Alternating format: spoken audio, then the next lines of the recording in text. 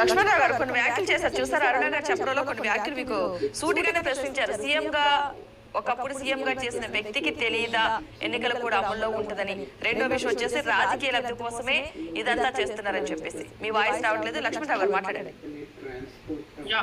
పద్మ గారు మంచి ప్రశ్నలు వేశారు. రెండు కూడా రాయపోటి అజ్జ గారు మంచి ప్రశ్నలు వేశారు. వాళ్ళు మంచి ప్రశ్నలు అని అనుకుంటున్నాం కాసేపు. ఎందుకంటే ఎన్నికల కోడ్ ఉందన్న విషయం మాజీ ముఖ్యమంత్రి గారికి తెలియదా? ఎన్నికల కోడ్ ఉందన్న విషయం అందరూ తెలుసారు. ఎన్నికల కోడ్ ఉంది. మా అభ్యర్థులు ఏమైనా పోటీ చేస్తూ ఉన్నారు.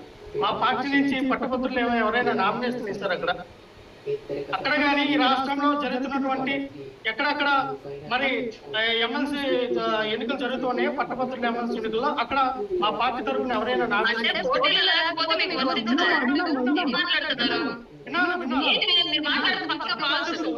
ఇక్కడ పట్టభద్రులు పోటీ చేస్తున్నటువంటి మీ గుంటూరు సమీపంలో ఆలపాటి రాజేంద్ర ఎవరైతే ఉన్నారో అదే మీ నాగన్న మనోహర్ గారిని అవకాశం వస్తే ఎప్పుడు తొక్కాలని ఎదురు చూస్తున్నటువంటి ఆలపాటి రాజేంద్ర వేస్తారు. మీకు వర్తిస్తారు. ఆ పార్టీ నుంచి ఎవరు కూడా ఇక్కడ ఎటువంటి ఓట్ల ప్రభావం చేయడానికో ఓట్లు మా అభ్యర్థులకు వేయాలనో అక్కడ రాజకీయం చేయడానికో జగన్మోహన్ రెడ్డి గారి వల్ల రైతుల కష్టాలు తెలుసుకోవడానికి రైతులకు రావాల్సినటువంటి గిట్టుబాటు ధర ఇవ్వాలని దానికి రాష్ట్ర ప్రభుత్వం ప్రశ్నించడానికి మాత్రం వెళ్ళారు. అంతేగాని మా అభ్యర్థులకు ఓట్లు వేస్తే ఓట్లు పడతాయి ఇంకో రైతుల సమస్యలపై పోరాడితే మా పట్టభద్రులు కాకపోతే ఫీజు రియంబర్స్మెంట్ లో 2-3 సీట్లు వస్తాయి అని ఫీజు రియంబర్స్ మీద మేము పోరాటం చేస్తేనే జగన్మోహన్ రెడ్డి గారు పోరాటాలకు వెళ్ళట్లా. ఇంకో విషయం జగన్మోహన్ రెడ్డి గారు రాజకీయం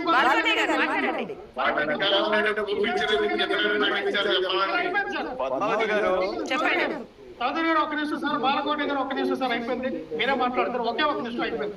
గతంలో పవన్ కళ్యాణ్ గారు మరి ఎంతో ప్రేమ కౌలు రైతుల మీద ప్రేమ ఉందని చూపించినటువంటి పవన్ కళ్యాణ్ గారు అందరికి ₹1,00,000 ఇస్తామని చెప్పి 2,000 మందికి ఇస్తానని చెప్పి వాళ్ళని మోసం చేసి 200 మందికి ఇచ్చి మీ రాజకీయ లబ్ధి కోసం సొంత డబ్బులు ఇచ్చిన పవన్ కళ్యాణ్ మీరు మాట్లాడుకుంటారే.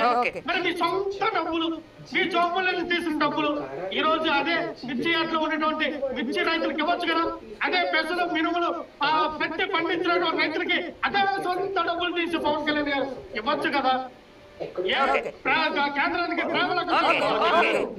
కేంద్రానికి మోడీ గారికి అమిత్ షా గారికి ప్రేమలకు రాస్తారా?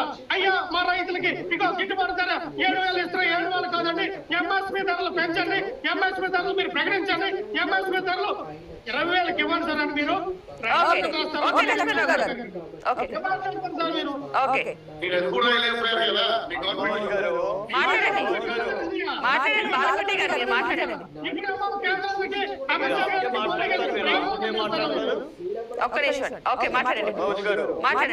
మీరు ఆపితే నేను మాట్లాడతా.